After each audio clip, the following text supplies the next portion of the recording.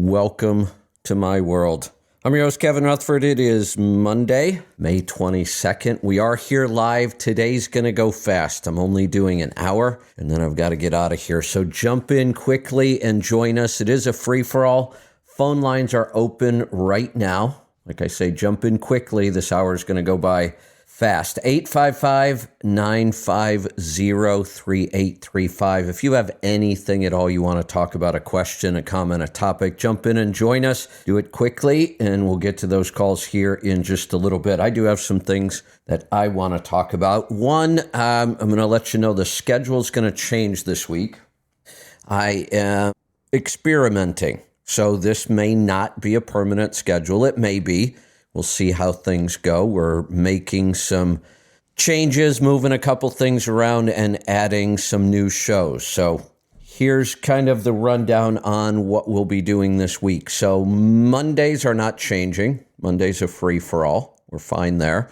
Tuesdays are not changing. It's the Power Hour. Wednesdays, we have added the Destination Health space on Twitter every Wednesday.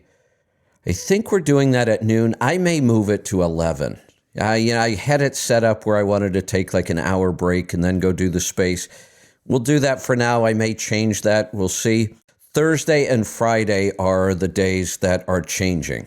So Thursday, boy, you might want to write this one down or record it to keep up with this one. Thursdays are going to be a little confusing. So first hour is a free-for-all. Just me and an hour, anything you want to call and ask me, we can talk about. Second hour, Jamie Hagan will be joining me, and we'll be doing a Twitter roundup, talking about what's going on in Twitter trucking. We're trying to build a bigger following on Twitter. I think there's going to be a lot of power in Twitter. I hope Elon continues with his vision. I can see Twitter becoming a replacement for news and media, and as long as they continue to allow free speech, we will continue to use Twitter. Now, one of the things I want to address, we're going to be using a lot of social media platforms. YouTube, Facebook, Instagram, Twitter, LinkedIn. We will not be dependent on any of them. So if any of them decide to censor, delete, stop the service, whatever it might be, it won't even be a blip on our radar. We will just continue doing what we do on our app. We're using these sites for what they have to offer, which is getting our content out and growing our tribe. And Twitter Spaces is really a better technology for doing some of our shows with our guests. I'm going to talk a little bit about that. That's what's changing on Thursdays and Fridays. But again, we're not going to be dependent on them. We will always be able to just continue right along if anything changes. And already we started posting all of our shows to YouTube, and we've been censored already. I didn't even bother to go look at what it was. It was a Destination Health show, and they claimed I was spreading medical misinformation, and they deleted our video. So we're aware nothing has changed on a lot of these platforms, but we might as well use them for the power that they have. If they want to censor and delete us, I'm not even going to try to fight anything anymore. If you want the fully uncensored version of what we do, then for now it's our site, our app, and possibly Twitter. But again, we're not going to depend on any of those sites. So Thursday, where was I? First hour is a free-for-all. Second hour, Jamie Hagan's joining me. We'll do a roundup of what's going on Twitter and trucking and that. Then third hour's Rolling Toe on Thursdays. We'll hand this off to Mike and Kevin Beckett. And then fourth hour, you'll come back and join Jamie and I again on Twitter for a Twitter Space.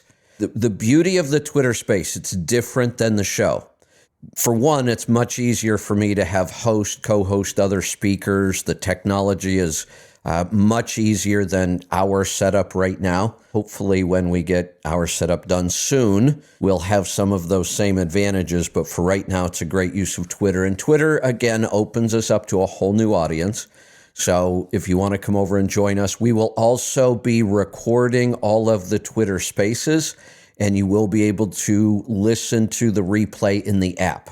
If you want to hear a Twitter Space live, the only way is to have a Twitter account. And I'm still working on technology to try to be able to live stream both at the same time. I ordered some new equipment this week that may be the solution. A new piece of equipment just came out on the market from the company that I virtually get all of my audio equipment from now, Rode, brought out a new piece of technology that might make this possible. Problem is, the only way I can know is I could just have to get it here and test it. So that's Thursday. Real quick again, first hour free for all. Second hour, Jamie will join me on our show on the app for a Twitter roundup. Third hour is Rolling Toe. Fourth hour, we go back to Twitter, Jamie and I, for a Twitter Space. And I say the fourth hour, Twitter Spaces can go on and on. If somebody else wants to take over the co-host and continue them, we're going to allow that, see how that goes. Let me see if Friday, we are doing, again, something different. The first hour on Fridays now will be a free-for-all. Just myself, no guest. Well, I may bring somebody in occasionally, but nothing scheduled. It will just be myself and a free-for-all. So that's a new hour of Q&A, free-for-all, anything goes. That's a new hour I'm adding. We're going to move trends and technology. No, it's technology and efficiency now. We should have stuck with trends and technology, I think. That was our show way, way, way back when. I guess we wanted to get the word efficiency in there, though. We're moving that to a Twitter Space because, again, all of my co-hosts are out on the road working, and the technology is working better. It's easier for them to join. We don't have the audio issues. I'm not fighting with the board all the time trying to keep everybody's audio leveled out. And our co-host can continue the show without me, or they can do a show without me on Twitter Space. That's another advantage to it right now. And again, our software is going to be able to do all this when it's done. Right now, Twitter Space is a great option, and we get more reach. So that's Fridays now. Then I'm going to add a new show. Just so you know, by the time I finish telling you about the new show, you're going to know more about it than the rest of the team. Unless they're listening right now, they may be hearing some of this for the first time. I did text them this morning and kind of fill them in. This show kind of embodies how I work and why I must make my team absolutely crazy, but they put up with me and they always come through. So I have a habit of announcing things on the air before I tell anybody else. I have a habit of just trying something before I put too much time and energy into it, an idea, a concept. And before I bring the team in and take up all their time because they're busy too, sometimes I just throw something out there and see if it works. It's my philosophy of ready, fire, aim. So I'm ready to go try something. I've worked through the ideas, and most of the issues in my head are on paper by myself. And then I'm just going to pull the trigger. I'm ready, fire. Now we'll aim. Yeah, we'll get some feedback. Does this work? Do people like it? Is it the right time? Those kind of things. And then we'll go back and tweak. Or we'll look at it and go, yeah, it wasn't such a great idea. And we can just scrap it and move on without putting a lot of time and effort into it. This show that I'm adding is kind of like that. I've wanted to do something like this for a long time, but it always feels like a big project. We got to go get new video equipment, and we got to figure out how to use all the software and gimbals and booms, and we need the logos and schedules and websites. And I don't want to go through all that because I'm just not sure if this show will be well received or popular enough to continue doing it. So I'm going to try it. Probably within the next day or two, I'll probably put out the first video. This is going to be a video series, and I'm calling it Unleash the Chaos. It's kind of how I do everything, and it is a little crazy, and I know it's hard on everybody around me, but I've given up trying to fight this. This is how I work best. This is when I create stuff. This is when I learn stuff. And it is chaos. I get it. And On the surface, you look at it, you go, if you would just organize your chaos, you would be so much better off. You would learn more, you would figure more out. The problem is, I've tried it for years and decades. The minute I try to document this kind of stuff, all creativity flies out the window. I just don't get anything done. I get too frustrated trying to document stuff.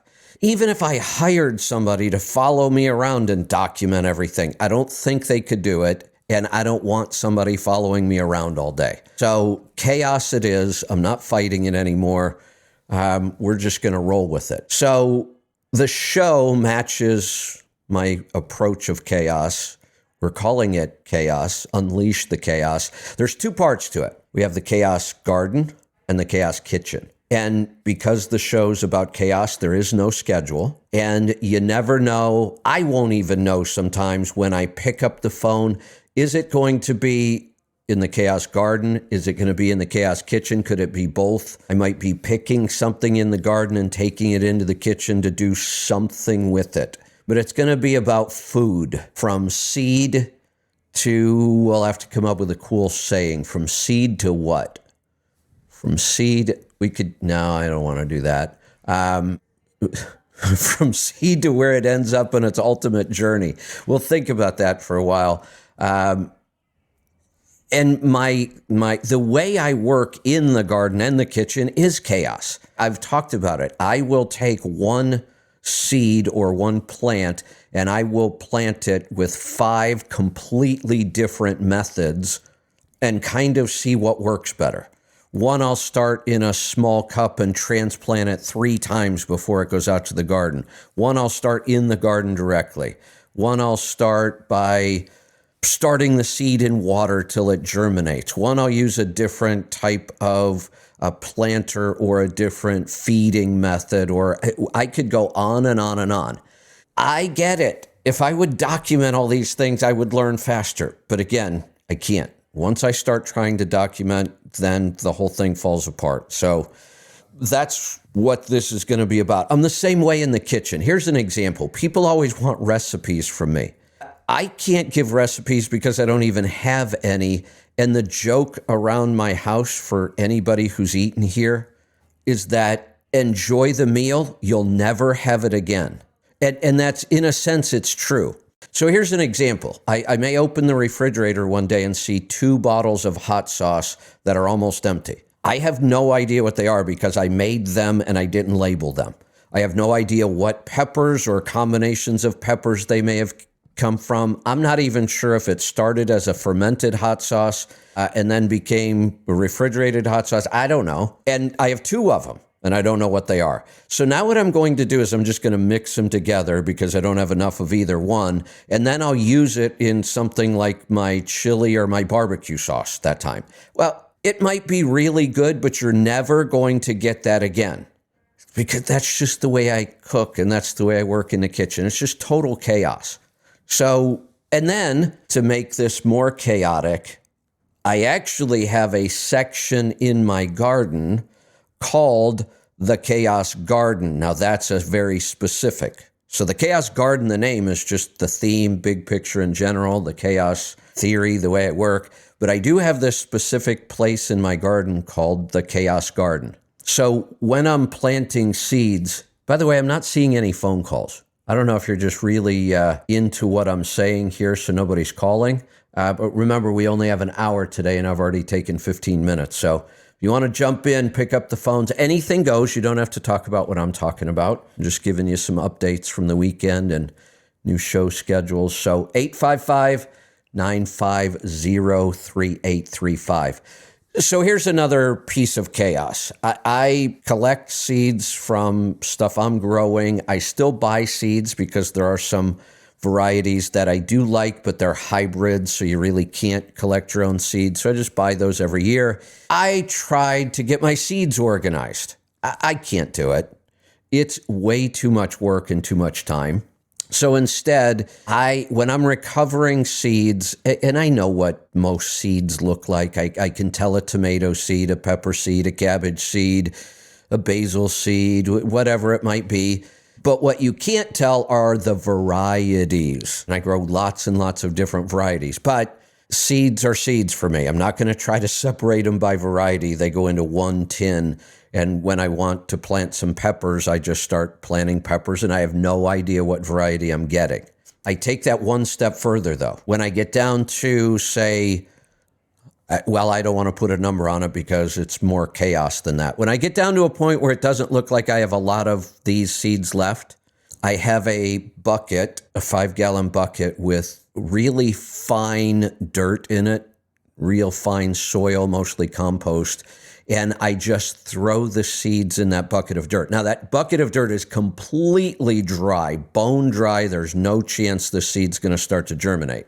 I just throw them in that bucket and mix them up. And then the next time I have some leftover seeds, I throw them in the bucket. We're talking herb seeds, vegetable seeds, flower seeds, medicinal seeds, some exotic seeds, maybe everything goes in there. I just throw it in the dry dirt and shake it up and set it there. And then at some point, I go down to my chaos garden and I just start throwing out handfuls of these seeds and dirt. I have no idea what's going to grow, if it's going to produce anything or not. That's total chaos. This is how I learn, though. So the chaos garden / kitchen is just going to be me grabbing a phone. And it might be this afternoon. I don't know. Might be later tonight, tomorrow morning. There's no schedule. I might post 3 a day and they'll only be 2 minutes long. Or I might post one that's an hour of me doing something in the kitchen or the garden.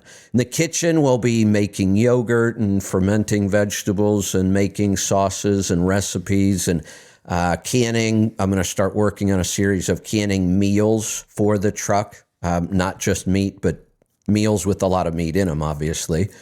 So that's the kind of stuff we're going to try with Unleash the Chaos. It's all about food, from seed to what?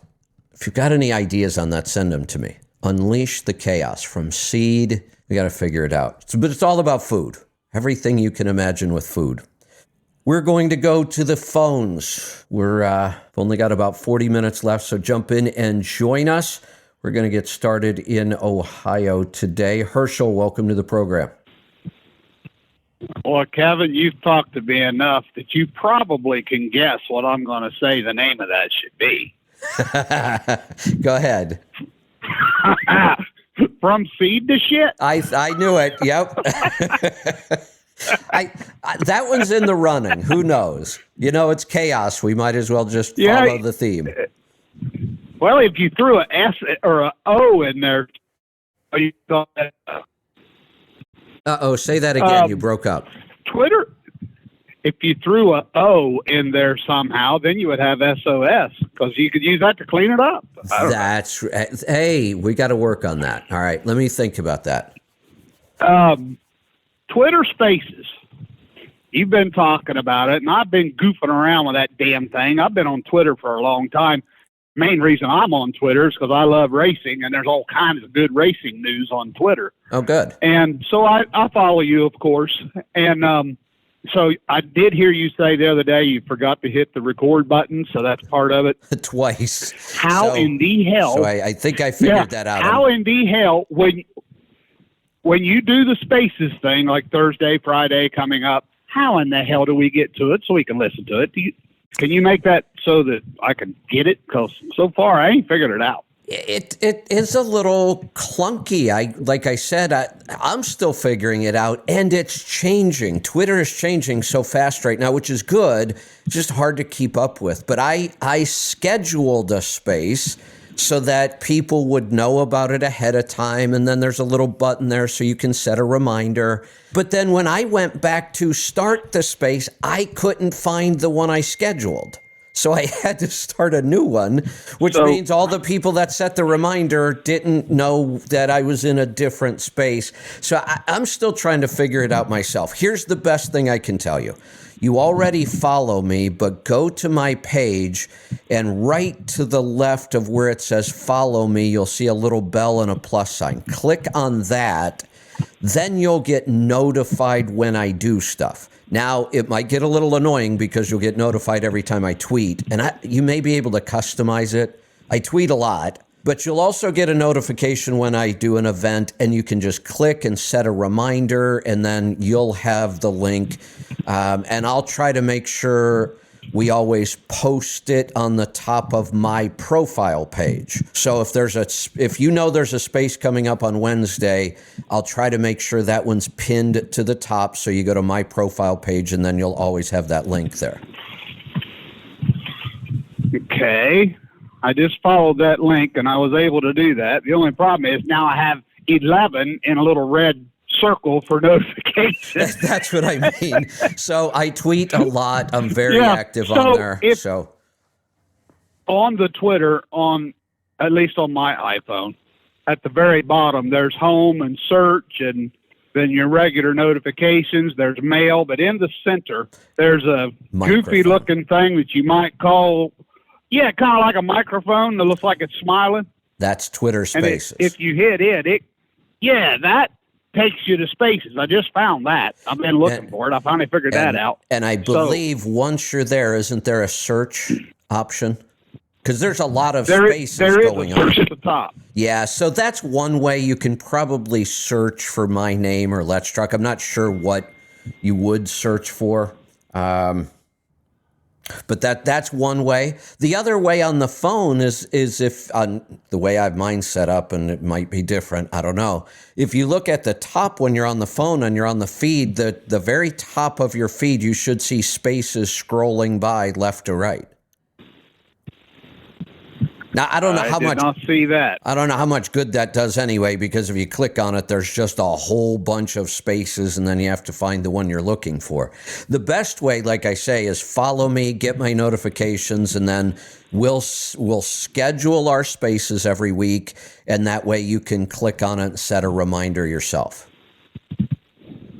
So, just because we may or may not have this figured out, if you're going to do a space show, Kevin's Star Trek maybe. Yeah. If you're doing a space show, could you throw a regular text like comes from Let's Truck normally that's always come to say, hey guys, we're doing a space at 1400 with Jamie Hagan, whatever. Then everybody would know that you're getting that, and then you could go to Twitter because it would tell you. That's a good idea. Let me run it by the team. We do spend a small fortune on those text messages, by the way. So I do. We have to consider that. I'm not saying we won't. It's just I know that every year we buy a huge bulk of text messages so we can get that cost down as much as possible. So I'll just have to see how we're doing on credits, if that's something we can do going forward. I like the idea. I'll run it by the team. The team's not entirely sure what spaces are yet. I haven't really had that meeting with them. Again, it was chaos. I started doing a space, and one day the team's listening going, what is he doing? What's this Twitter space thing? So we'll start working on our processes here as well. It would really be nice if your app would just do all this stuff and we wouldn't have to throw another level of tech and another app to it. That's what we're working on. Now, we do know that once I get the recording down on Spaces, and I think I can even set it up so we're doing a local recording at the same time so we have a backup, then Aaron will come up with a process of putting those into the app. So the first step, and I'm 99% sure we can pull this one off, is that you will be able to listen to a Twitter space in the app, but not live, only after the fact. The part that I'm working on that I'm really struggling with, but again, I ordered some new equipment this morning, just came out, and I think I may get it before the end of this week. I may be able to pull off being able to broadcast the space live in the app. That's the one I'm struggling with. Yeah, that would be good if you could figure out how to make it work. I'm working on it, and I'm not giving up. I thought I was done, and then I got an email this morning, and the company I buy all my audio equipment from came out with a new piece of equipment, and it just might be what I need. Well, go back to when we were kids and drop a quarter in that slot where you slide a credit card. Maybe that'll help, like the payphones. Yeah, exactly. We'll see. We're working on it though. A lot going All right, on this Kevin. week. All right, bud. I'll let So you hey, be. are you? Do you think you're going to be interested at all in that video series? I am, but I haven't heard you yet say where we get it. Oh, good point. So I haven't said that yet because I haven't figured it out myself. I have a couple options. I have the option of starting this in YouTube Live. That's one way because it's a pretty decent, video edit or film. I can use the live version itself to do the video. Then it's got a pretty decent editor and it's going to store all our videos, and then we can just distribute them from there. Or I could use the live option in our tribe site. So I'm going to play around with both of those. But once the video exists, our idea would be, again, the recording will go out everywhere. We'll just blast that out everywhere we can put it. Live, I don't know where you're going to find me yet, whether it's going to be a YouTube Live or live from our website. Oh, okay. In the beginning, once you go over 1,000, Oh, go ahead. I think it's 1,000 followers on YouTube. If you go over 1,000, then you can monetize it and you get a couple of bucks. It's not a lot, but you get a little bit. Yeah, I think we're at 4,000 followers or so on YouTube. We haven't done a lot over there yet, but we could monetize ours if we want to. I looked at it. There's a whole setup process and application. We should probably do it, but chaos will intervene, so we'll see. Well, and the good thing about that is YouTube is the one that pays you, not the people that watch. Right, which is kind of nice. You get paid because they're watching. Yeah. Yeah. I know one guy, he's got like 45,000 subscribers, and he said that he gets like $600 a month, which isn't a lot, but hey, $600 is $600.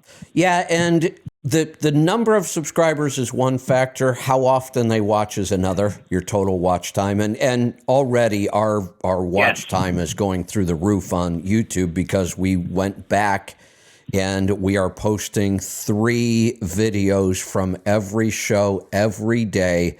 Some of those shows were going back as far as 2015 and pulling some of our, really old podcasts from way back then. And we're posting them all on YouTube every day. So our numbers on YouTube are going through the roof right now.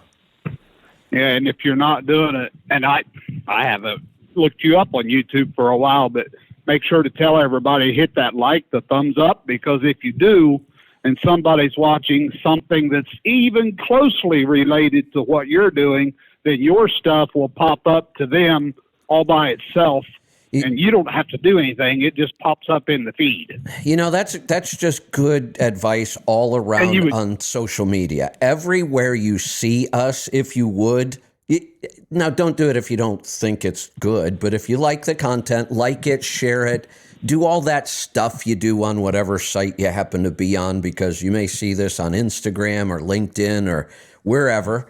We're going to try to grow the tribe, because when we grow the tribe, it's better for everybody. So it's time, and we are going to be asking for that kind of help. Like it, share it, spread it all over the place. There you go. All right, Kevin, I'll let you get somebody else. You don't have a lot of time left, you said so. All right, good stuff. Yeah, we're about halfway through the show. We're only going to 9 o'clock today, Pacific time. So jump in. We do have room. I'm going to get back to some calls. 855-950-3835. Let's go to West Virginia. Randy, welcome to the program. Hey, Herschel asked the exact question I was going to ask.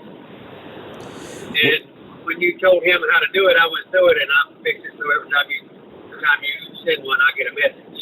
Good. So That's really good. That's probably the best way. And I know it might get a little annoying because I tweet a lot, but I'll go in and see if I can figure it out. It's possible that you'll be able to customize your notifications. Like if you don't want to get notified every time I tweet, because there are times when I tweet 10 to 15 times a day, maybe you can turn that off and only get notified about spaces. I'm not sure, but I'll go look. And I had an idea for the name of your show. What's that? Seed to feed. Seed to feed. To feed. Oh, yeah. I kind of like that. Somebody, I think somebody on the team sent me seed to table, seed to feed. It's pretty kind of. Yeah. So, and Seed to feed. I know, that's why I didn't, seed to table's the obvious, but I wanted to do something different because that one's used a lot, farm to table, all that. So seed to feed. That's going to go on the list. I appreciate everything you do, pal. All right. Love your show. Thanks for the call. I appreciate the support. All right. So that was it for the calls. If you want to jump in, I've got some other articles here I wanted to talk about from the news. So I'll get started on those. If you want to jump in, 855-950-3835.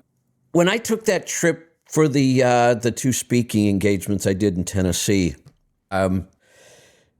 the whole conference was about nuclear verdicts and lawsuits in trucking, and I'm not really sure why I was the keynote speaker, but I was there. It was really interesting. I've talked about it a little bit. There's another nuclear verdict in the news right now. A couple of lessons in here, too. One, just that these nuclear verdicts aren't going away, and they are really unjust, in my opinion. And I'll explain why. I talked about a really big verdict. Who was it? Werner? No, talking about Werner right now. Maybe it was Werner, though. I think it was. Is this Werner twice that got hit with one of the? I'm going to have to go back and look at that. I think it was. I think they had a $150 million nuclear verdict where the car had been parked on the road and two adults got out and left two children in there. I told that story. The driver was not charged. They determined the driver could not have avoided that accident, even though it was a rear-end collision. Because of the road, the crest, whatever it was, he was not charged. They said the driver could not have reasonably avoided that accident, and yet Werner had to pay out like $150 million. Here's another one. $100 million crash lawsuit. An icy road, kind of a student driver. He did have his CDL. The trainer was in the back sleeping. The collision was because a car came across the median and hit the Werner truck head on. The investigation concluded there was no way the driver could have avoided the accident. The driver received no charges whatsoever. $100 million lawsuit, actually a little more than that. $100 million award. They won the lawsuit, or Werner lost the lawsuit. What it came down to was ultimately they said the truck shouldn't have been on the road, period. That's such bullshit. We all know, we've all been there in that where you go from rain to freezing rain. The roads are fine. The bridges start to freeze up. I've always said, if you know the conditions are really bad, you should get off the road. I believe that. I used to do it myself. We don't need to be heroes or cowboys or, well, I can drive through anything. If the conditions are that bad, especially black ice, get off the road. But there are times when you can't. There are times when it wasn't expected. It wasn't predicted. You're on the road. It starts to happen. As a professional driver, you realize it's happening. But sometimes you can't get off the road at that point. And parking is not a good idea if it's not a safe place on the highway to park. And that may very well have been the case here. Now, the nuclear verdict is one lesson for Werner and trucking companies and big brokerages. These are big issues. The industry is struggling with this. The industry cannot afford this kind of stuff. But there's another real lesson in here, something I have talked about for decades. That is the issue of liability if you are an owner-operator and forming corporations. I'll make this statement first. I've been making it for decades. Never form a corporation because you think it's going to give you liability protection. It won't. Although all the commercials on late night TV and radio will swear, oh, form a corporation, protect all your assets. Bullshit. It doesn't work. Let me give you an example of how wrong that really is. This Werner driver was not an owner-operator. He was an employee driver. You can't get any more protection than that. And the driver got sued, and they won a $13 million lawsuit against the employee driver directly. If they can attach that kind of an award on an employee, you damn well better believe they will do it on your corporation and on you as an employee of that corporation. There is no lawsuit protection other than insurance. That's all we've got. Corporations will not do it. Don't waste your money forming a corporation because you think there's some sort of liability protection. That's bullshit. It doesn't exist. Now, are they ever going to get $13 million out of this driver? Hell no. They're not going to get $13 out of this guy. But he's got a judgment hanging over him now for who knows how long. And if you tried to form a corporation to protect yourself from this, the lawyers will go after the corporation. They'll take any assets your corporation has. Then they're coming after you personally as well, just like they did here. And they managed to succeed with an employee. If you have any questions about that, call me. Let's go to South Carolina this time. Howdy. Howdy. That's just outrageous. The country's going to hell with ambulance chasing lawyers. I thought my head was going to explode. I get it when it's an owner-operator. Yeah. They will. That's another business. They're going to go after it. They usually can't get any money. There's another reason not to go form a corporation to try to protect your assets. Maybe you should figure out if you have any assets that they're going to come after, too. They went after this guy knowing he had nothing. I'm assuming he had nothing when we're talking about legal. He certainly doesn't have $13 million. So this is just crazy, though. This has got to stop. Yeah. I thought of a name for your segment. What is it? Seed to manure. Seed to manure. There you go. That's a little more socially acceptable, maybe. Seed to manure via the sewer. Oh boy, now we have a tagline too. All right, that one's going on the list. Yeah. So I'm on the way to pick up my truck. It's meant to be ready today. So when they started the job on Friday, I told them, I said, if you can't finish it, I don't want you to start it. Okay, let me go and find out. Yeah, we can get it done today. Okay, do it. There you go. Well, come 5 o'clock, the technician, he decides he's had enough and he's finishing for the day. Oh no. They're open till 6:30.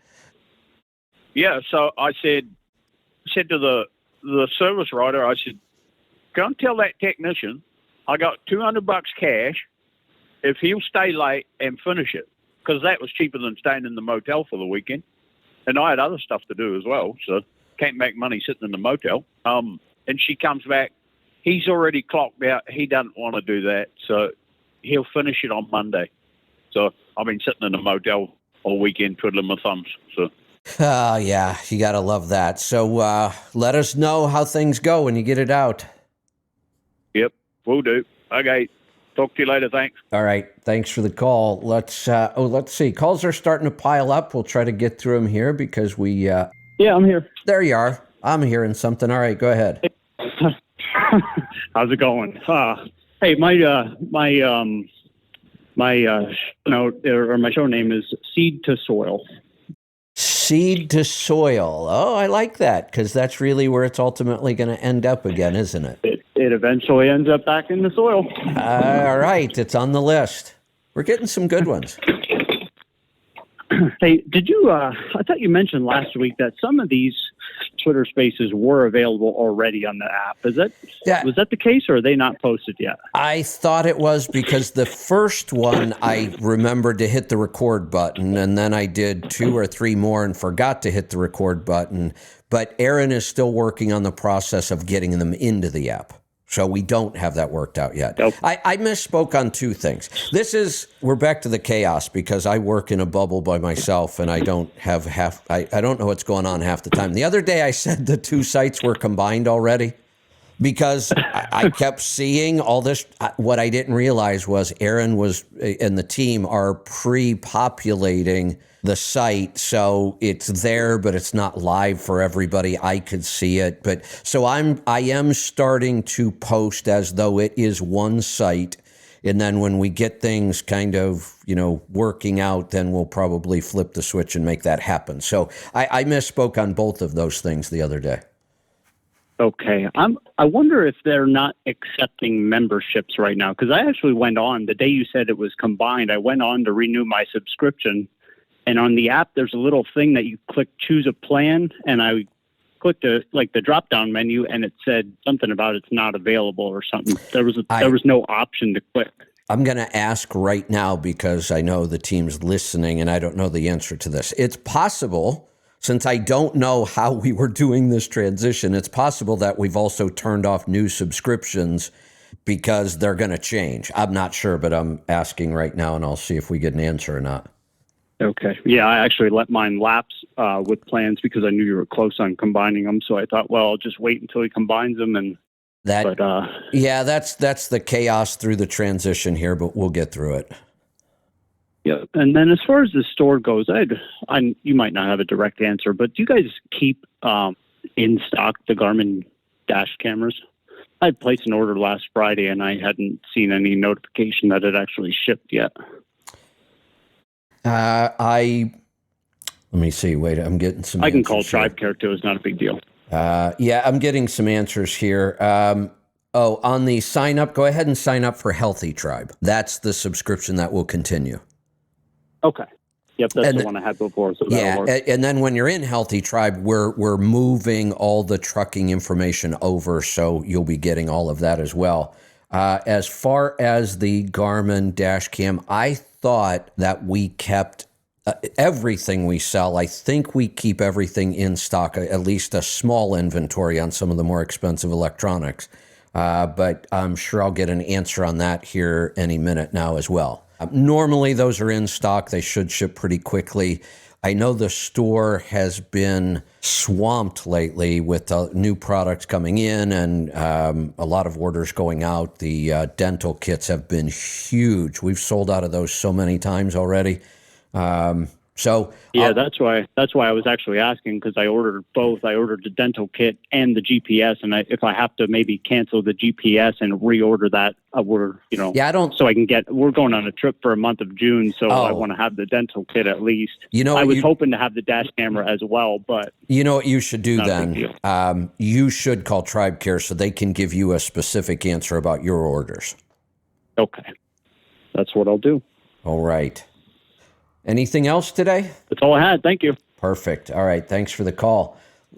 Let's go back to the phones. We've got about 10 minutes left. I could probably handle another call or two. If not, I've got some other things I could talk about. Or who knows, maybe Casey and I will talk the rest of the show. Casey, welcome. Good day. First of all, on the name for the show, seeing as you're talking about chaos, how about Seed to Sanity? Seed to insanity. Sanity maybe. Being the end result. Yeah, maybe you're right. By the time I get through it, I'm a little sane at the end. That's the work in progress, right? Yeah. There's another one on the list. You guys are creative today. It's because it's Monday. I had to get rest. Yeah, that's it. There you go. So I've made the hot honey, I believe 3 times. First time with some regular jalapenos that I bought at the local store. Cleaned them up. Everything went good. No issues. The second time, did you lose me for a minute? No, you're okay. Go ahead. Okay. The second time, I bought a bag of organic ones, and I left them for 3 weeks, and I had a big spot of mold on the top. So I basically just threw it all out. And I used the seeds as well, and I also put in a couple of habaneros with that. But it molded the 2 jars I did, it molded fairly significantly on top. And then this third one I did, I only left it for a week, and 1 jar was fine, and the other one had just a little, like a centimeter spot of mold. All right, hold on one second. I was talking to somebody in the background. We have a change of plans. I'm not going to quit at 9. Somebody just came in and told me my plans have changed, so I can hang out a little bit longer. If we get calls right now, I've got nothing. If you want to jump in, I'll hang out, or I will wrap it up because I can go work on some of these other show ideas I've got going on this week. A lot going on. So either way, if you want to jump in, and I just lost the call that I was on. Casey, I will go ahead and answer about the hot honey and the mold, or you can jump back in if you want. And again, I'll hang out if you want to stay here. 855-950-3835. So the mold. One thing, if you're getting mold at the top, you can use weights. I've said that I don't use weights in honey because everything seems to stay underneath and I don't get mold. I did get some mold on one batch after I had made it into the hot honey and bottled it. One of the ways to slow that down or solve that, hold on one second, is to add vinegar. You can buy pH strips from Amazon's one easy place to get it. It's little paper tape. You tear off a piece, dip it in your honey, your hot sauce, whatever it is. It'll tell you the pH. We want to get that pH down to a nice real low number, down into the 3 to 4 range.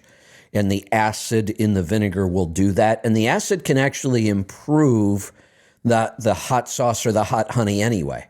It gives it a little bit of acidic bite to it, which I kind of like. It mellows out the flavors a little bit and blends the flavors better. And then the hot sauce becomes shelf stable without worrying about mold at all. While you're fermenting, adding the vinegar is after you're done fermenting. While you're fermenting, I would just say work a little cleaner and use weights to hold the peppers and whatever else you're putting into the honey under the surface. I've never seen mold start anywhere except the surface. So if we can keep the vegetables or whatever we're adding, herbs, garlic, jalapenos, peppers, whatever, keep those in the honey, not poking out of the surface. That should take care of that. And then, like I say, once you're done fermenting, then you can add some vinegar, and you can add all kinds of vinegars. Play around.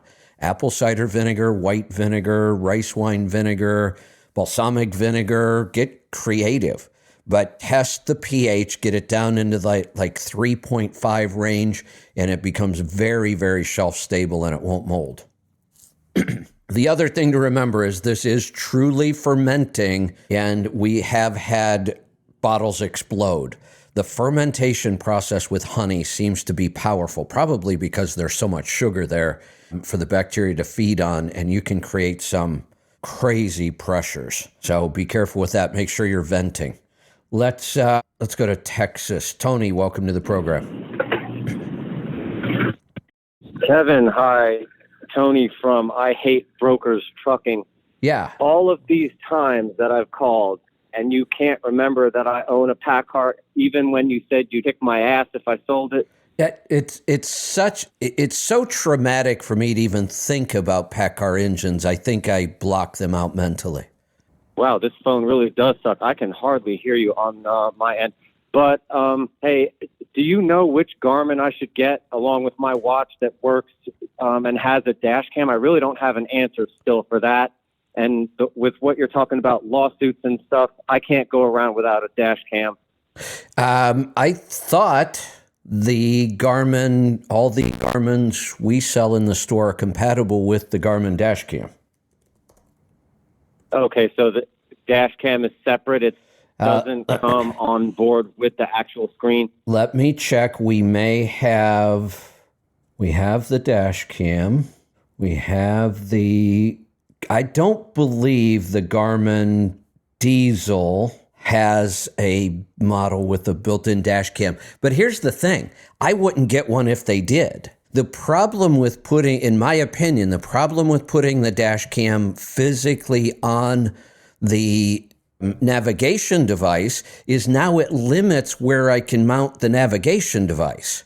I have to mount it in a place that the camera works properly and it's pointing in the right direction. And I where I put that screen for me is too critical to be limited by the camera. So I prefer a separate camera that I just run a wire down and connect it to the navigation device. Now I can put my screen wherever I want it, and I can put my camera wherever I want it. What about logbook? Do these come? Don't they have a logbook? Where They do. You don't even have to pay. Because I'm Crash McNally. There is an E-log compliant ELD, and we have it in our store. But is it like in the same unit, like all in one? And does it have tracking? Do you know? If I can't answer specifics. I haven't used any of the ELD stuff. It would just be too hard for me to go out and try to test that kind of stuff. But we can answer all those questions for you. I believe it does have all of that stuff, but don't hold me to it on details. But we should be all right. We should be able to go right into our information. Simple one-time purchase, no subscription, compatible with your diesel. Yes, you're in compliance. We could probably, like I say, figure it out right from our website. There's probably enough information on there we'd be able to answer that. It looks like it's a really nice little unit, not very big at all. Looks like a little, almost like a little photo lens, but smaller even. It's like a round cylinder. It plugs right into the port on the truck, and then you take a cable out of there right to the diesel, and you're all set up.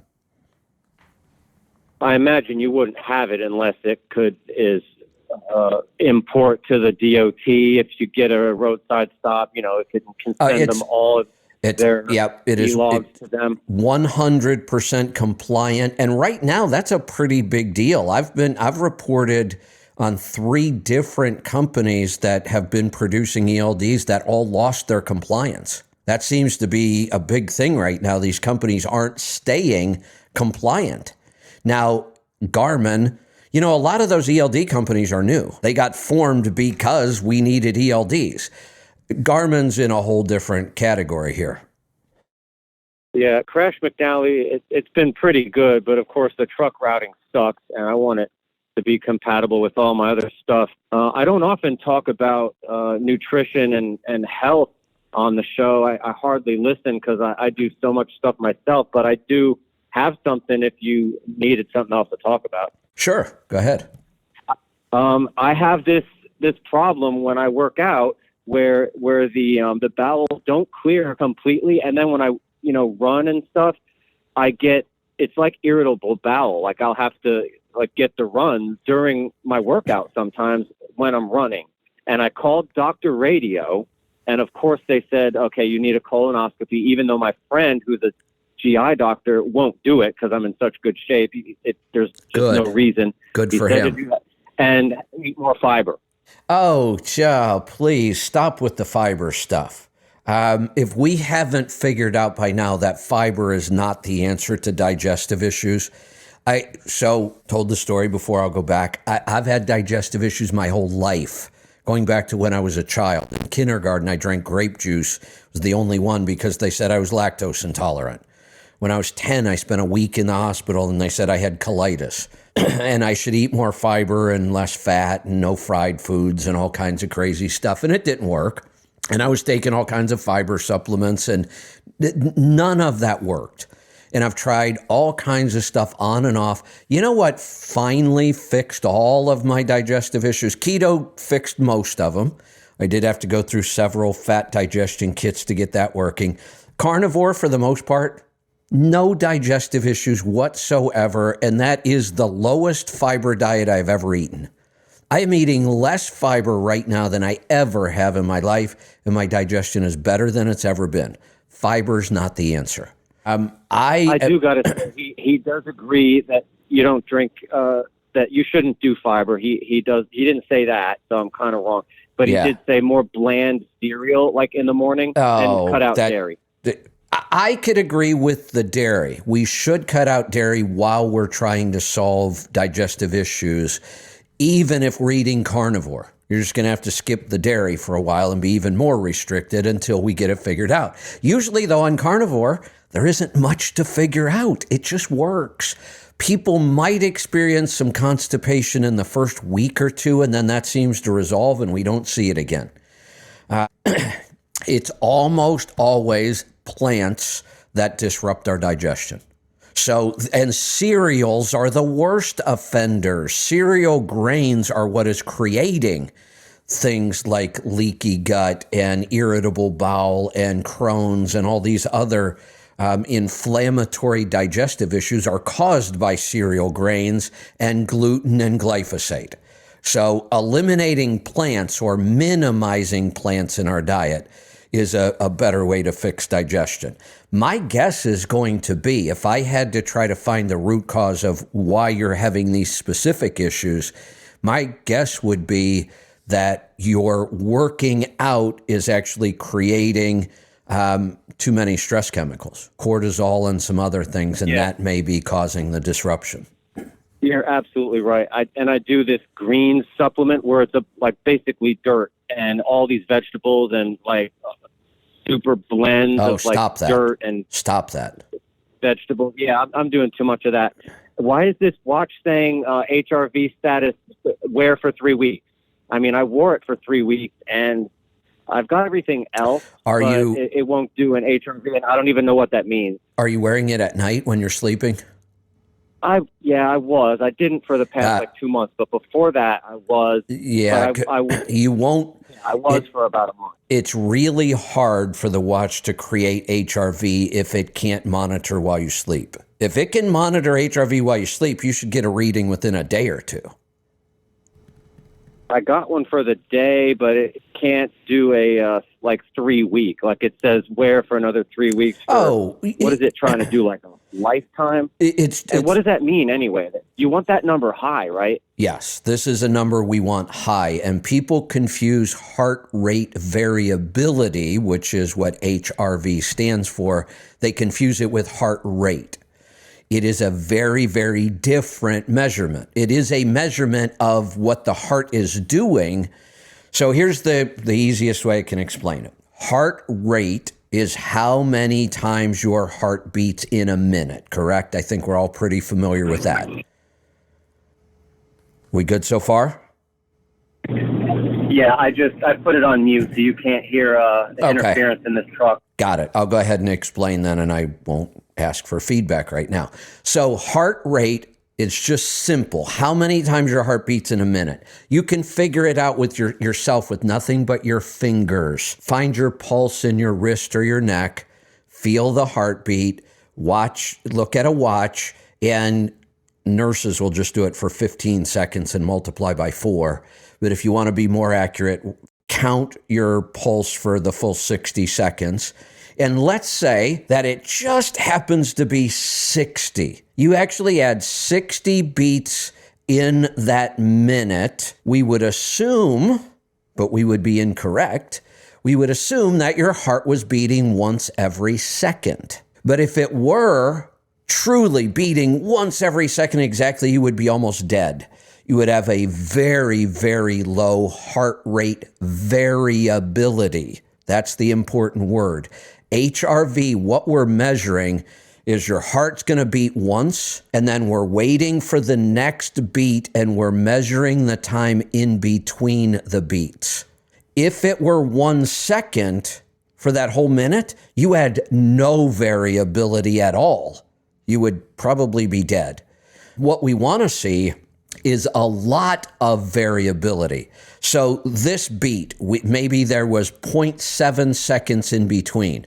The next beat, maybe it was 1.2 seconds in between. Then maybe it went to 1.8 seconds, and then maybe it dropped down to 0.4 seconds. The more it varies between beats, the more it jumps around, the healthier you are.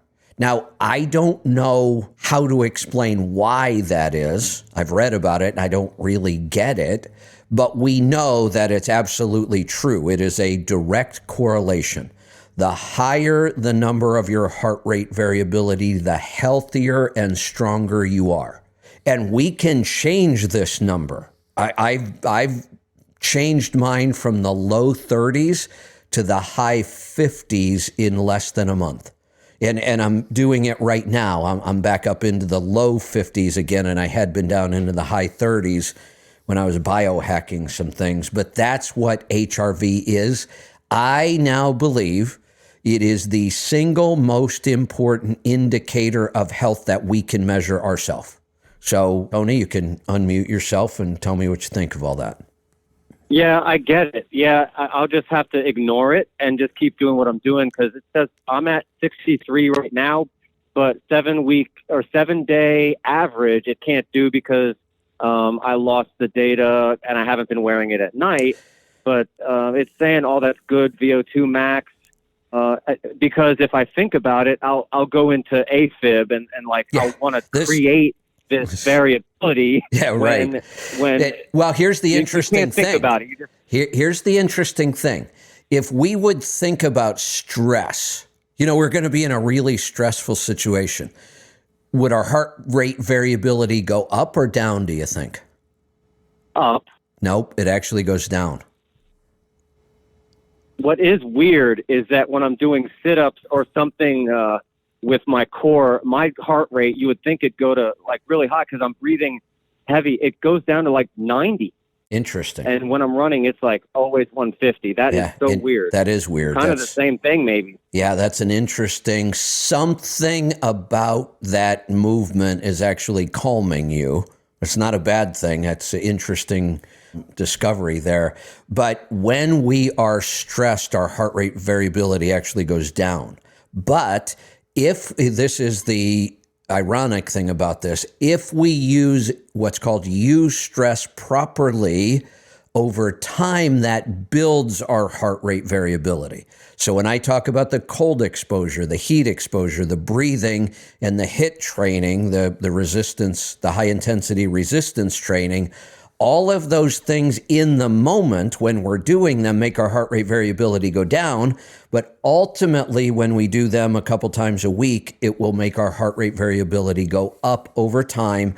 And that's a direct measurement of our physical fitness. The doctors would say that you want to do, 30 minutes of cardio, get heart rate up there into the 80 to 90%. No. For, 50% of the time. That's not to lower your resting heart rate. Yeah. And I subscribe to that. I've been doing it for years. You can do that. This is probably more important. This is far more important, and it's a lot easier because we're going to do high intensity, short duration instead of that nice steady stuff. Now, both are good. I talk about gardening, and gardening is like 8 hours of cardio. I get nice, moderate heart rate levels all day long, elevated, but moderately elevated all day long while I'm out there. And occasionally when I'm, lifting up 80-pound rocks and building rock walls like I was doing yesterday, I get big surges of high intensity for short durations.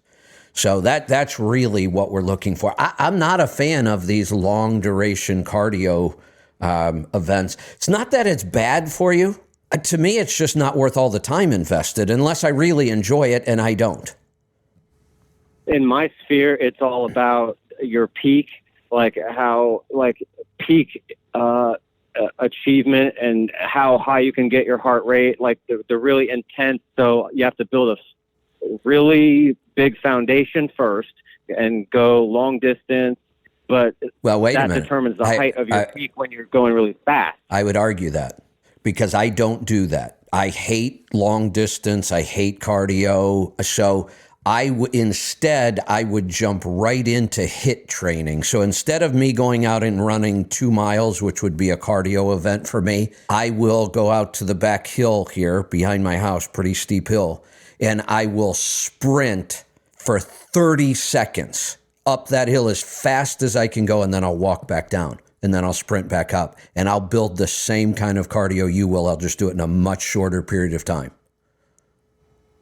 And the argument would be that that's good, and I recommend it, but it won't be as good as if you put in the the baseline first and then do that in addition to it, you'll be able to do even faster and stronger. But if I could, I don't want to miss body battery because I haven't heard enough about that, and I want to know what it is. Body battery not to jump around or anything. No, that's fine, because we're really not. Those two go hand in hand, and I use them together. Body battery is almost like sleep in that I don't think we've got this completely figured out yet. It's good information, but it's not as good as I'd like it to be yet. And I just, it's not the device. There are no devices that measure any of this stuff really accurate. We are not measuring sleep correctly. I'm positive of it now. And without being able to measure sleep correctly, body battery gets hard to understand. There isn't as much of a correlation as I think there should be. Body battery is trying to estimate our store of energy. And for the most part, it is pretty accurate. If I can get my body battery to 100, which is maxed out, and for me, it's almost impossible, mostly because I'm usually biohacking something.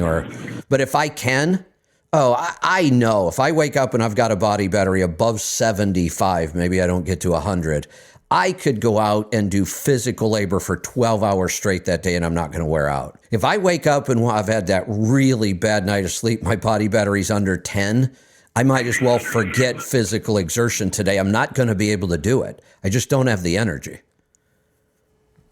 This thing is saying I'm at 50, plus 53, minus 34. I got horrible sleep last night for me. Well, wait a minute. 10 hours. I'm just kidding. If you had 53 and 34, the plus and the minus, you can add them together, and that'll tell you when you peaked overnight. So you're almost to 90. That's a hell of a score. That's a good night. That would tell you that if you want to go do one of those really hard workouts today, go do it. If you wake up and you're at 20 first thing in the morning, you should rest that day. You should do things that are less physically exerting and give your body a break. That's the most important way we use that number to determine what I should do today based on my body battery.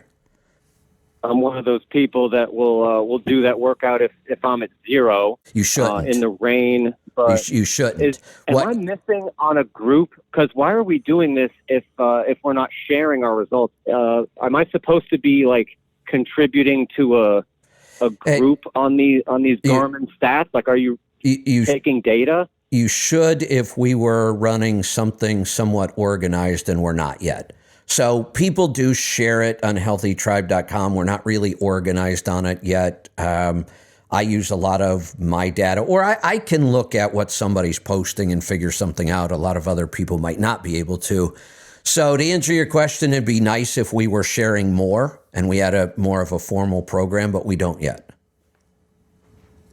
All right, I'll just mess with Joel really quick. You say you got to know your numbers. I said that I ran a 619.2 miles to Joel. What's yours? And he said my average load is 550 to 600 miles. So he didn't know I was talking about on foot. That's my joke about truck drivers and their fitness. Yeah. Gotta leave it at that. There you go. I gotta check in on this lumper fee. All right. Thanks, there you Kevin. go. I got to run too. Got lots of calls piling up now that I decided to stay here. Let's go to Mass this time. Todd, welcome to the program. Hey, Kevin. Another little quick health thing. I'm just curious, though. Did Morgan give you a hint on what I was calling about? I don't know. Let me check. I'll tell you what. Pop quiz is all I see. Okay, good. So here's my question. And do you know, because I'm not sure I know the answer either, but do you know what the biggest muscle in the body is? The biggest or the strongest? I read it was the biggest, so I'm going to stay with that word. It could also be the strong. If I had to guess, I would think it's somewhere in the area of the quadriceps or the hip flexors. Yeah, well, yes, and the thing is, what I read is it's the oh my God, here I am calling about it. the glutes, right? So, and all we do is we freaking sit on them, Oh, yeah. and Right. I don't understand how it is that the biggest muscle is something that we sit on. Of course, we're different today than we were, It's lifestyle, but it's funny you brought this up because just yesterday I was doing a lot of stuff in the garden that required me to be down low on the ground. And Yep. what we used to do as hunter-gatherers that we almost never do anymore, we used to do a lot of squatting, not sitting. We Right. didn't sit Yeah. and do things. We squatted all the way down, deep squats, and that's how we would do things. And I got thinking about yesterday, and I tried it. It's difficult if you're not used to it. Yeah, my glutes were screaming, my hip flexors were screaming, my quads were screaming. But that we used to squat all the time like that. We don't anymore. I lived, just real quick, this isn't what I was calling about, but I lived as a contractor in undeveloped countries around the world, in Africa and Asia. And you would be on foot with people doing various things, meetings and walking around. And there was almost never a chair. And if it was a chair, it was a stool, and it was about, ankle height. You would just squat down when you got tired, and you would sit there, a bunch of men squatting and talk. Anyway, what I really wanted to ask you is how in the hell now, and I think squats are not the answer. Now, how in the hell do you develop this muscle? The best exercise I've seen, I haven't been able to get the equipment yet to do it, is hip thrust. Because squats, frankly, they don't do squat, frankly. You know what I mean? It's a play on words, but you can do squats all day long. You're not getting your glutes sore. I don't think so. I would argue that one of the best single exercises we can do is deep squats. Deep, like as far as you can go, like your ass is touching your calves when you're at the bottom. And that might mean that you're only using body weight. We're not going to be doing these 400-pound squats when we're doing this. Right. It's just too dangerous. It's way too hard on that joint. This is exactly why the bands are so good, because I can use a band and I can use a really strong band because all these muscles are big, strong muscles. But when I'm down at that deepest point, I don't want any resistance down there. And that's what a band does. I can use the strongest band I have, but when I'm all the way down at the bottom in my deep squat position, there's no resistance. It's easy on the joint. The resistance gets harder the more I go up. That's perfect for this. Yeah, I mean, I could try it, but I'm a very long time gym rat. Although I quit going to gyms in like 2011. I do stuff at home, but I'm a lifelong guy, and I haven't used bands, but it's so difficult to engage that muscle and to get it sore.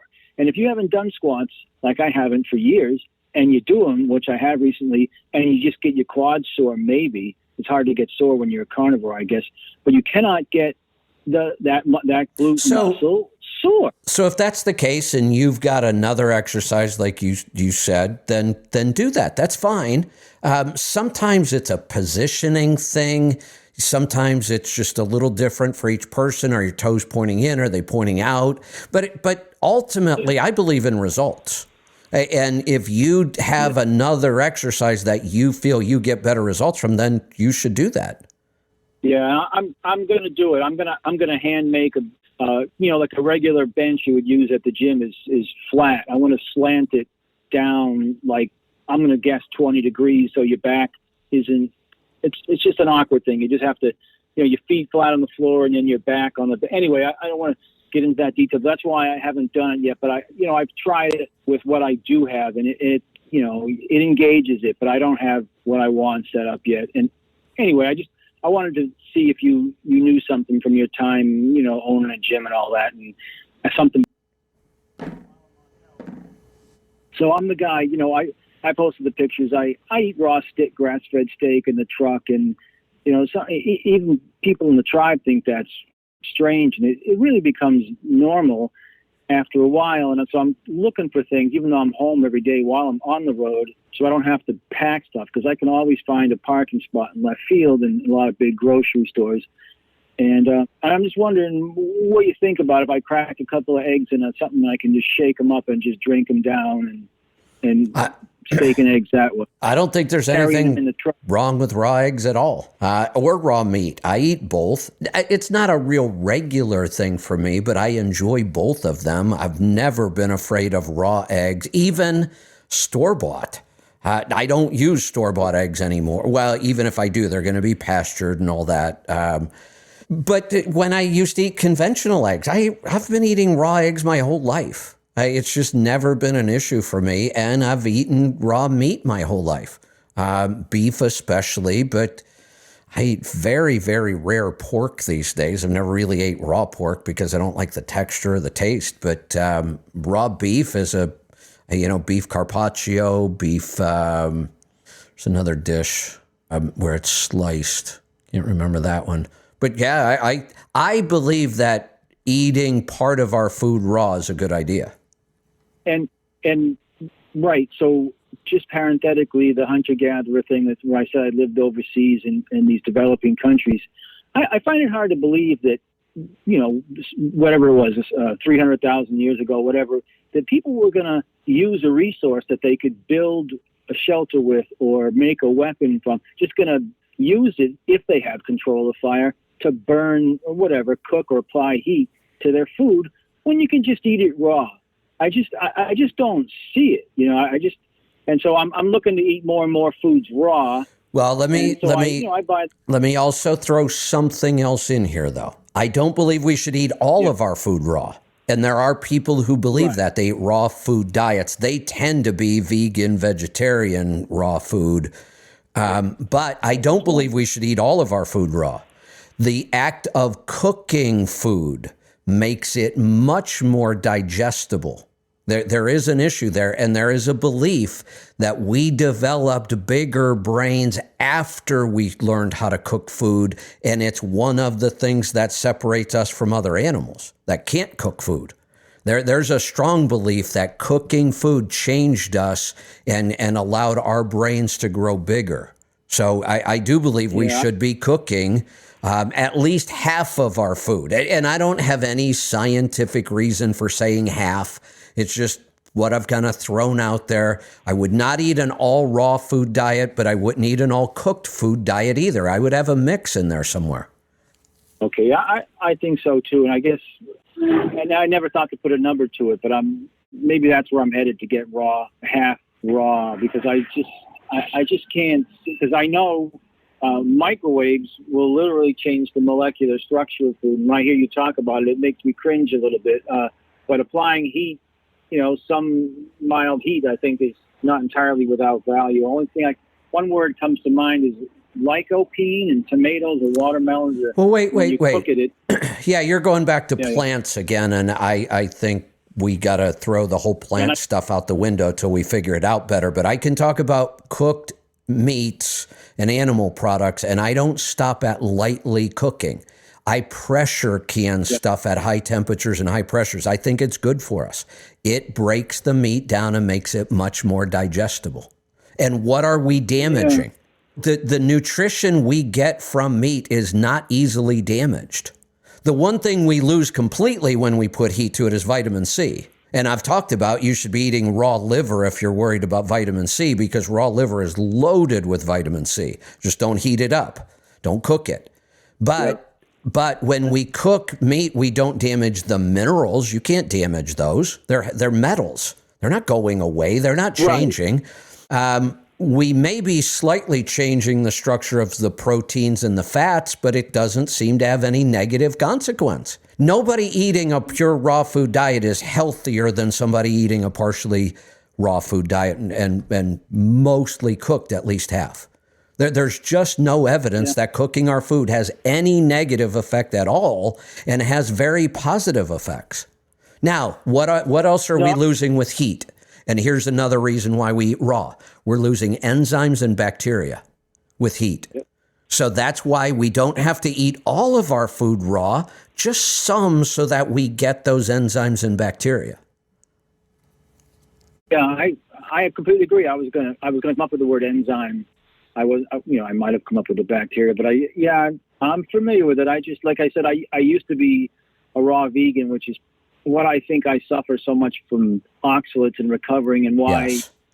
why I refer to myself on the tribe as a fat fuck, because I really am angry, very angry about the fact that I still got this gut, even though I'm a what do you call it, U.S. Wellness Meats carnivore, and it aggravates me, and so I do eat there. Getting back to the liver and the vitamin C, I eat a few times a week there. It's a meat they send you. It's heart, liver, kidney, and I do cook it, but maybe I should try it raw. It is kind of disgusting. I took a So tip and I cracked. Here's an easy way to do raw liver. And I wouldn't worry about raw heart or spleen or kidneys or any of those other things. But liver, I would do raw. And the easy way is cut it into cubes that you would be able to swallow and freeze it. And then just pop them like a pill. Just swallow a couple of those cubes every day and you're good. I remember, I was like 2 years ago, I remember you said that, and I did try it, and maybe I didn't chop them small enough, but I was like trying to get them down, and they were trying to come back up. It was so disgusting. Just make it small. It should be easy. If it's disgusting and you're gagging and choking, that's not how this should work. If you can just cut it smaller then. Yeah. Maybe I'll try it, and but as long as I'm eating raw meat, maybe I will try that heart, liver, kidney mixture. Sure. Just take a little bit, boom, of it raw, and just try it and cook the rest. But I couldn't eat it even with cooked. And then I heard you say, and I'm the anti-food, the unfoodie. I'm nothing. I want it as caveman as I can get it, because I don't like food prep. But anyway, I did crack a couple of eggs on it. It made a big difference. Good. And, it became much more edible in the pan. And so anyway, there you go. I'm grateful for all that. So, all right. Well, thanks very much, Kevin. I'll chime in when I can again. Thank you. Sounds good. Thanks for the call. Let's go to New Jersey. Randy, welcome to the program. Oh, let me try that again.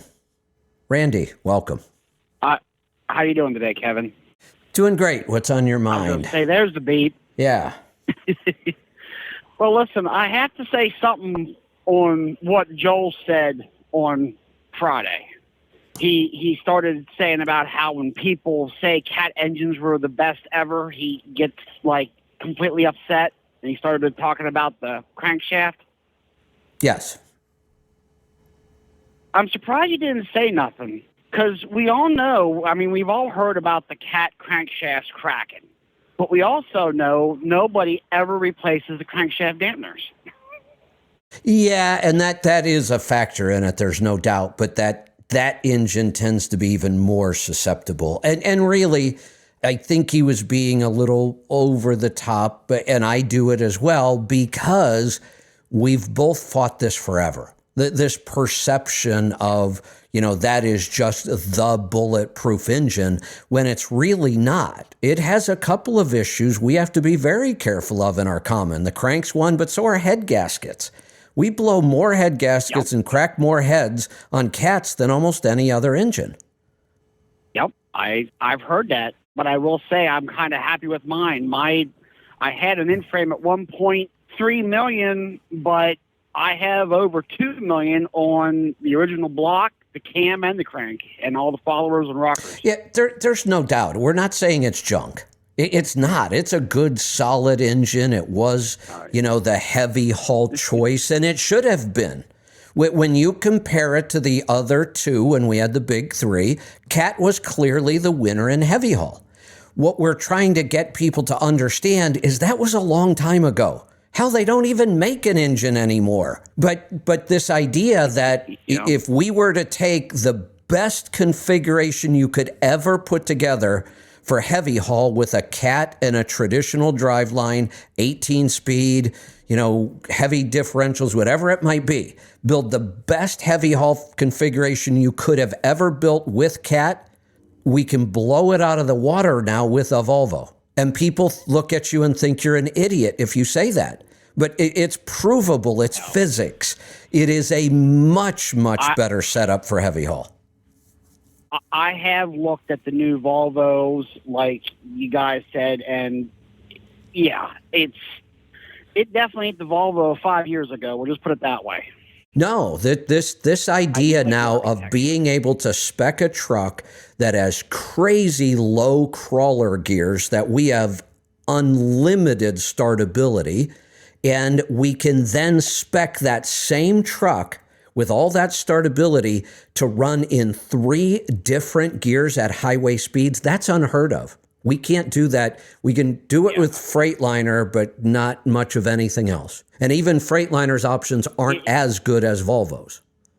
And I will say that for a new truck, if I had to go out and buy a new one, with listening to you guys, it definitely, I like the idea of what Volvo's been doing, especially when you add in the max mileage from Bruce.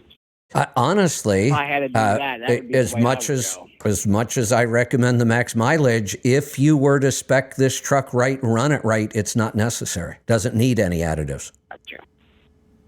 It's nice to see somebody finally using their heads and putting things together for a change. Yeah, and we, Freightliner's not far behind. International may be the next company we see that gives us a really speccable truck like this. PACCAR, I think, PACCAR and Cummins, they just can't seem to get it together on this concept at all. They're at the opposite end of the spectrum. And they seem to be getting worse. I know. Instead of better. I know. And you can't do the proprietary systems because, PACCAR doesn't have an engine and a driveline. And so I think they are falling behind on this one. And I don't want to see that. I want to see us have as many options as we want. If you want a Peterbilt, I wish we could spec one that would be as good as some of these other options. Yeah, I agree. Hey, are you still pushed for time, or could I go on to another subject? Go ahead. You may be the last call today, but go ahead. Doctors that I go and see at the VA, I just had a test done the other day for carpal tunnel. And, of course, right away, they're doing like the old thing says is right away is, we got to get you into a surgeon, and you got to get that operated on. Yeah, don't. Yeah, I'm not looking forward to that. There's got to be a way. Now, they had me on blood pressure medicine, and it used to be stop. Let's just stop. Let's just stop. I'll just cut to the chase. Are you willing to radically change your diet? Already have. Okay. So tell me about your diet then, and how long? Probably at least, I made the initial change about 7 years ago. I will say lately, maybe the last 6 months to a year, I've kind of fallen off the wagon per se, but I still don't eat breads. I don't eat a lot of carbohydrates. When you say you've fallen off the wagon, you're telling me you're not eating any of these things. What did you fall off the wagon? What are you doing that you would consider falling off the wagon? I'll eat a donut every now and again. Well, you just said you don't eat grains still. So don't lie to me, because you got to be accurate with your words. Words are important. That's why I have to dig here, because you said I fell off the wagon. I don't eat grains ever. I don't do this. Well, what did you fall off then? Then you tell me you ate a donut. The donut may be the worst food on the planet. If we look at the 3 worst offenders in our diet, wheat, bad fats, and sugar, that's a donut. Yeah. You put wheat and sugar together and you fry it in really, really bad, damaged oils. That's a donut. There's your carpal tunnel. So you would say pretty much just get back strict on carnivore or some sort of paleo and... No, not paleo anymore. I can't say paleo anymore, because paleo could include an awful lot of plants. And with an awful lot of plants in your diet, I can't guarantee you're going to fix this. This could be an oxalate issue.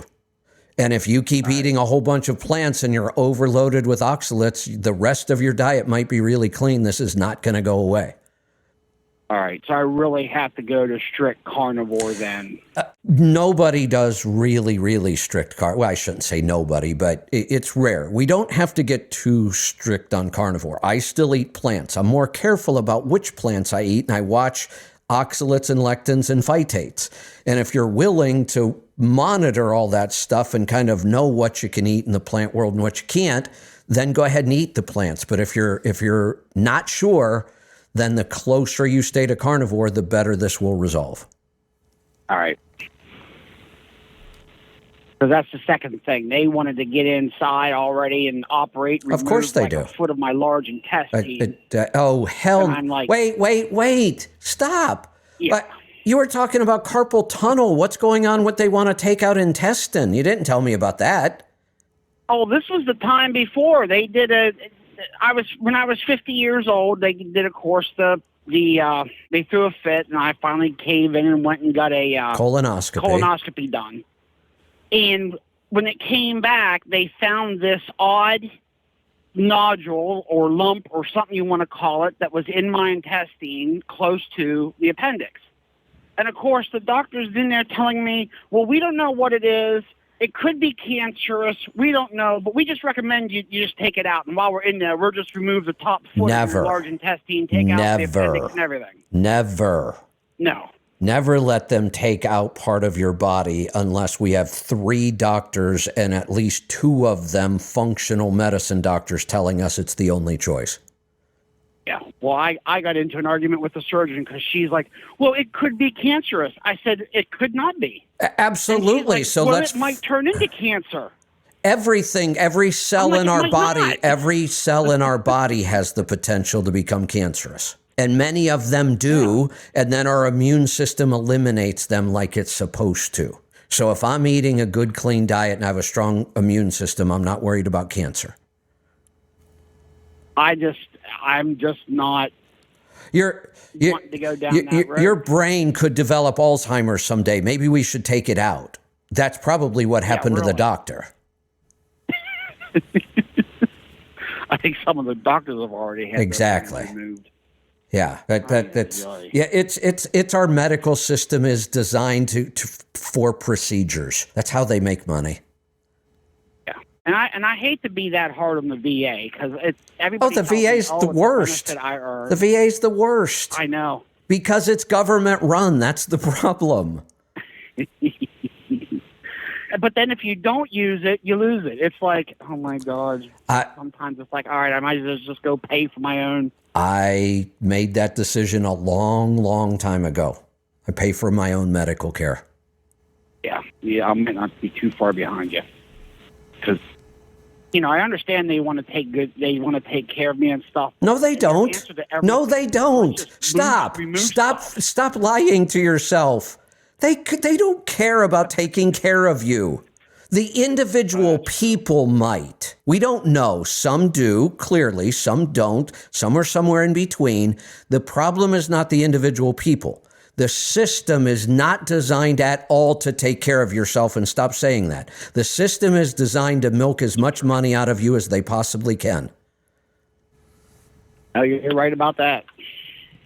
It seems to be just getting worse. Yep, it is. It is. It was bad 10 years ago. It's far worse now, and I don't see it slowing down. Now, not only is Wegovy and Ozempic, the diabetes drugs, toxic, highly toxic diabetes drugs, not only are they good for weight loss, they claim, and being prescribed for weight loss, kids all the way down to 14.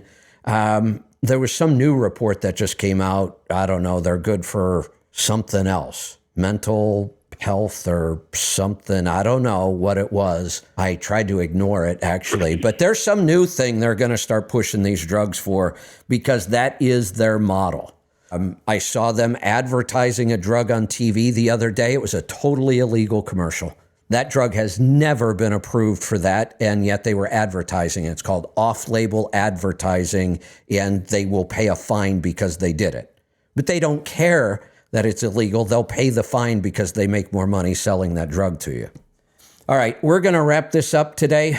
I do have to get on with my day. Really, I've got a lot of planning and work for my shows for the rest of the week. We've got that big schedule change this week, and I've got to get on it. So we will see you back here tomorrow for the Power Hour, and I'll give you an update on the schedule for the rest of the week then. Be safe, be profitable, be fit and healthy. Always do the hard work and master the journey.